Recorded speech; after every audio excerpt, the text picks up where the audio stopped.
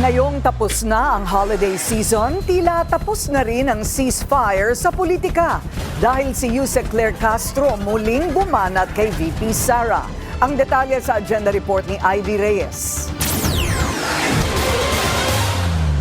So, ang daming issue na dapat linisin. So, Wala. Maglalaway mga DJs, oh. Nanonood ka. Si Atty. Claire Castro, muling bumanat. Tinakot po nila si Atty. Claire Castro na madidisbar daw po. Kasi may, kumbaga, sabi daw ni Atty. Claire, kamukha daw ni Sara Duterte si Chucky paggalit. Para sa akin, walang masama doon eh. Tinakot nila si Atty. Claire. Akala nila titigil na. Akala po nila titigil na po si Atty. Claire. Yun pala, muling babanat. Muling babanat si Atty. Claire at eto na nga po yun, papakinggan natin ngayon. Akala niyo matatakot yung isang Yusek Claire, ha? Akala niyo, kaya niyo takot-takutin lang, makutong lupang madidies kayo, makulangot lang kayo. Ayan na, bago tayo magtuloy-tuloy, huwag kalimutang mag-like, share, subscribe sa ating Bengador and syempre sa YouTube channel natin, mga pre. Ayan na, kalimbakin nyo na yung like dyan. Tuloy natin. so, ang daming issue na dapat linisin. So, dapat talaga malinis na pahina sa susunod na taon. Diba? Ito ang sagot ni Palace Press Officer Claire Castro sa New Year's message ni Vice President Sara Duterte kung saan sentro ang malinis na simula ngayong 2026. Plastic si Sara Duterte kasi dinadamay niya sa yung Diyos sa kanyang mensahe, pero ang ina, yung tatay niya minumura yung Diyos, 'di ba? Minumura yung Diyos, mahilig magbanta, 'di ba? Sabi pa ni Sara, ayoko nang bumaba sa aking pwesto. Sino nakaalala nun? Sino nakaalala nun? Ayoko nang bumaba sa aking pwesto. Akin na itong lahat. I think ganun yung pagkasabi eh. Sara Duterte, wag mo naman kaming plastikin. Alam kong demonyo ka. 'Di ba? Demonyo ka, Sara Duterte. Wag mo nang gagamitin yung Diyos. Wag mo nang gagamitin yung Diyos diyan sa pambobola mo sa mga mahihirap na Pilipino, sa mga Pilipino. Wag na. Di kami naniniwala sa'yo. Ang totoong maka-Diyos, ang pamilyang Marcos. Hindi ang mga dirty. Dirty kayo. Kayo ay mga dirty lamang sa paningin ng taong bayan. Tatay niyo, karton. Tatay niyo, karton. Sabi pa nga ni A Lonely Gaming TV, impacta si Sara. Tuloy. 2026. Sa kanyang personal vlog, pinuna ni Castro ang mensahe ng bise at sinabi na kung seryoso raw talaga si VP Sara sa pagbubukas ng anyay panibago at malinis na kabanata ngayong taon, marapat na kanyang sagutin ang mga Ayan kung tama naman, sagutin mo yung mga ini-issue sa'yo kung malinis talaga yung hangarin mo sa pagpasok ng bagong taon. Sagutin mo yung mga tinatanong sa'yo, yung mga ini-issue sa'yo, sagutin mo, huwag mong takasan at magtrabaho ka ng matino. Huwag kang tamad, huwag kang puro gala yung ginagawa mo, diba? Huwag kang patulog-tulog sa pansitan at bawal yung lutang sa 2026. Dapat, ito yung pagganahin mo. Bawal yung lutang sa 2026, Sara Duterte. Sana yun. Sana yun yung ilagay mo sa isipan mo. Bawal na yung mga travel na yan. Bawal na yung magbili ng mga mamahaling motor na pagtig 1.3 million. Diba? Bawal na magsayang ng pera ng taong bayan. Kung gusto mo talagang maging maganda yung pasok mo sa 2026. Diba?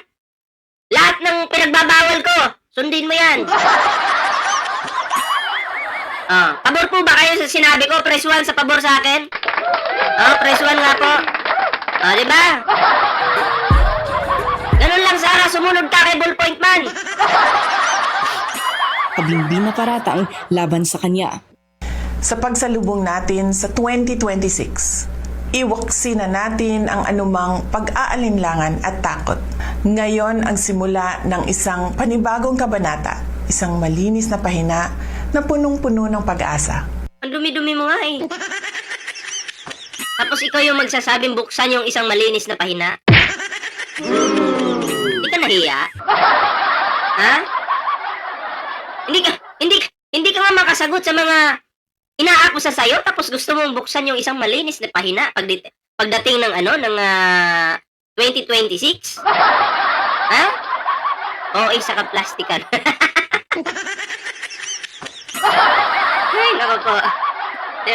Ginagago ni Sara Duterte yung sarili niya. Sa vlog na ito, binalikan ni Castro ang 2017 investigation laban kay VP Sara at kay former President Rodrigo Duterte kaugnay ng milyong pisong undeclared wealth umano na natuklasan. Undeclared wealth ng mga Duterte. Tapos gusto mo ng isang malinis na pahina.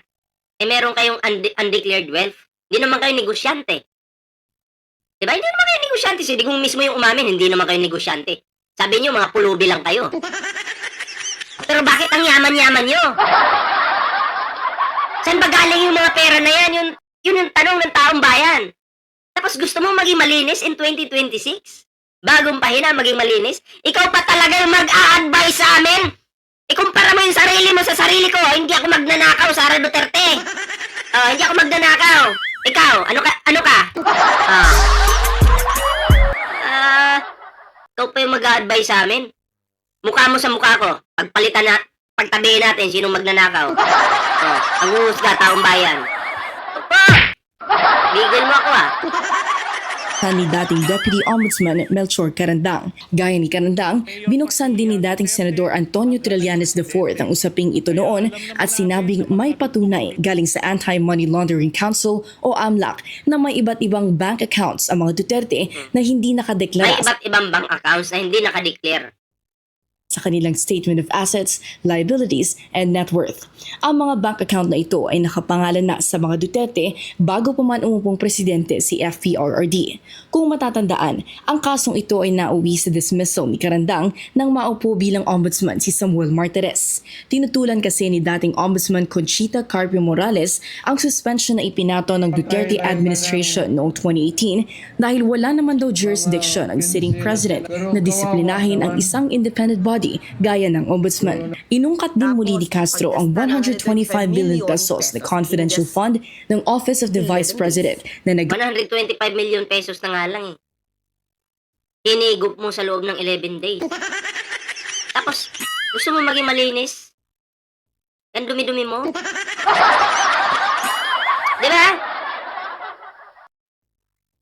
Sa tingin ko, hindi ka na magiging malinis. Mananatili ka ng madumi. Ha? Ang tingin ng taong bayan sa'yo, mananatiling madumi. Atak mo yan sa isipan mo, Sara. Baka umaasa ka siguro na magustuhan ka namin muli sa mga statement mo na yan. Diba? Hindi. Dahil ka-plastikan yung mga pinagsasabi mo dyan. Walang katotohanan dyan. Wag mo nga kaming ginagago. Gaguhin mo na lang si Digong, wag kami. gastos umano sa loob lang ng 11 araw. Matatandaan na ang kontrobersyal na amount na ito ay basis din ng verified impeachment complaint ng House of Representatives laban sa Vice. Sa impeachment complaint na ito, nasa higit 11.36 million pesos daw ang nagastos ng OVP kada araw sa laki ng halaga. Ano yun? Magkano? 36 million pesos daw ang sa impeachment complaint na ito, nasa higit 11.36 million pesos daw ang nagastos ng OVP kada araw. Grabe. 11.3 million pesos. Kada araw yan ha, nagastos ha. Ang tibay mo. Ang tibay mo, Sara. Di ako makapaniwala. Ang tibay mo talaga. Wala akong masabi.